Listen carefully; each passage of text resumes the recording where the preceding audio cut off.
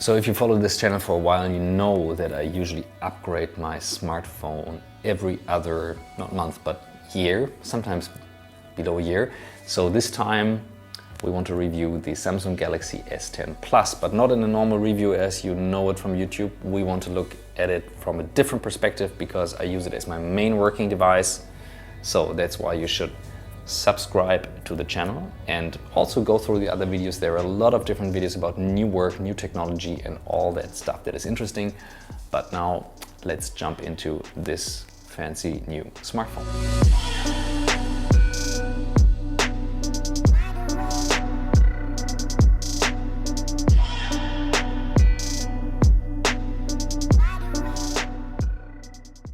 So number one, there are a lot of videos out there already, but still I cannot stress enough how well the build quality is. It's so nice. It's glass, Gorilla Glass on the front. And two things interesting body-wise. Samsung for a long time has already the USB-C charger. I have USB-C for all my other devices, so that's really a good thing for laptops, for USB-C drives and all that stuff. So that's a good thing. And they still managed to keep the headphone jack.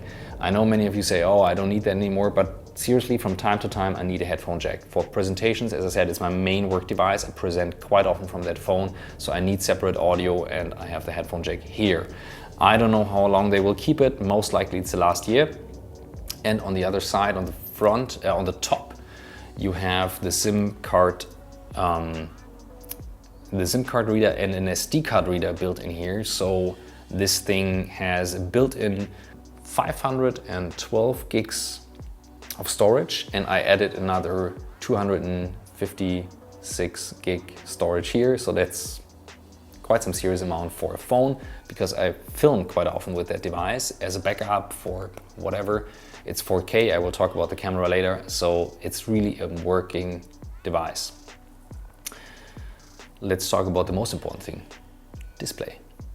So my main reason to switch from iPhone to the Samsung was like back with the Note 3 when I found that the trend to a larger phone makes perfect sense. So a larger screen, especially because these things became more and more my all-day working devices. And the iPhones back then, the iPhone 5 were still quite small. I think it was the iPhone 5S when I switched to Samsung.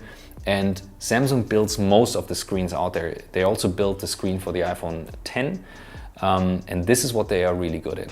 Displays. So this thing is crystal clear and super sharp. You work and read and like do a lot on this device and you still think, wow, that's a true pure image. I can show you maybe a text. This is quite small font. We will zoom into that later. And you see with every letter here, it's super sharp and crystal clear. And even if you have it quite bright, it's easy to read.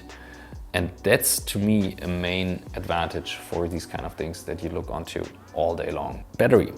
So Samsung grew this device in terms of battery, and I know there's a long history about Samsung and batteries, but what I like is that these guys actually take it bold again and try to make a new leap with a new battery. It's, I think, beyond 4,000 milliampere. Pretty sure. So the battery grew from, I think, from the S9 Plus and the S8 Plus, the last two I had, up to 4,100 milliampere. That's a huge battery and it brings me through the whole day.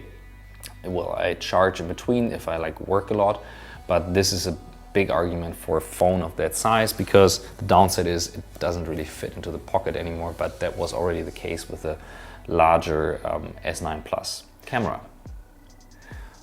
Why do you need a camera for a work phone?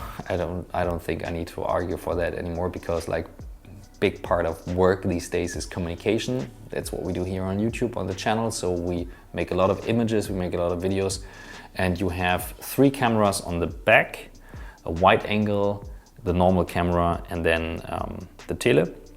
So these 3 are really high-end cameras with enough megapixel and all that stuff. The thing is the flexibility that you have if you want to choose between the different types of images. If I shoot the guys now, I can see almost the whole room. If I use the wide angle, and that's kind of an image that I really like, I have to say, this wide angle image that was missing with most of the other phones. And for making videos like interview situation, close-ups, selfies and all that stuff, this is a working device that you can use. You have the crystal clear image and then you have the camera option. That's awesome. Same with the selfie cam. You have two on the front, one that is like a bit closer and one that is a bit wider. And they also use the camera for the face recognition, which works not as good as from the iPhone, but I would say still good enough that you can unlock it easily. Of course, there's another way to unlock it as well. It's the fingerprint sensor built in. Well, everyone expected that. You have it down here, ultrasonic, and it doesn't work as good as I thought it would. So now I did it 3 times.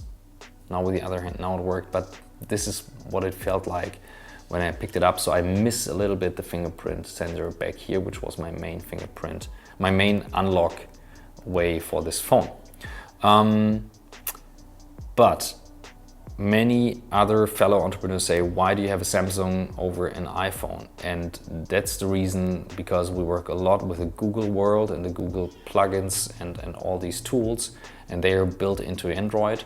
And especially if you work a lot with text or things that you have on a large screen, you don't really need a big device. This is enough. You can even attach the Samsung DeX feature, and then if you like plug it to a screen, it brings up its own operating system with Samsung DeX, and I use that quite often. So I just have an external keyboard. You can use the phone as the mouse pad, and then you have a keyboard and a screen, and that's all you need to like really get through the day. And today, like, I didn't really use the laptop. I just use it for editing, and all the other stuff I do it on here. So this brings me to the question, what's beyond the smartphone? Because this guy here is the high-end smartphone, 1,250 or something bucks if you buy it without a contract, which I would not recommend doing. I bought it with a contract as well, and that's the only smart way to do it. But still, that's a lot of money for a device like that. So I would say this is the high-end phone right now, so Apple really has to show something. And the question is, what's next? And one thing that's definitely up to my mind is I use a lot of built-in AI, such as speech recognition and like speech to text. Samsung has Bixby, its own tool, but I don't use it, but they want to invest into a lot of AI. I heard that they try to build up a team that is just built around AI, Bixby and all these tools. And that to me is kind of the next trend. So what's next, what's beyond the smartphone? I would say already with the DeX, it shows in the direction that you just have one device that helps you to unlock your stuff.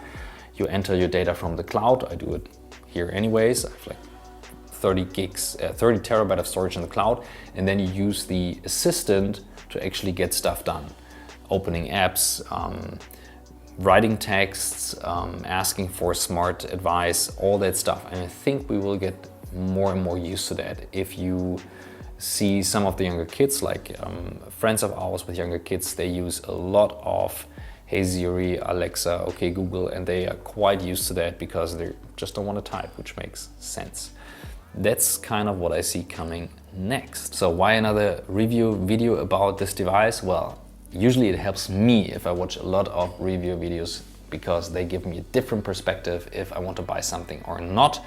So I hope that helped you. If yes, like this video and make sure you subscribe here. And there is another video by YouTube made by the artificial intelligence from YouTube. So it's maybe worth it to watch it. So maybe have a look up there. If not, I definitely see you guys next week. Thanks.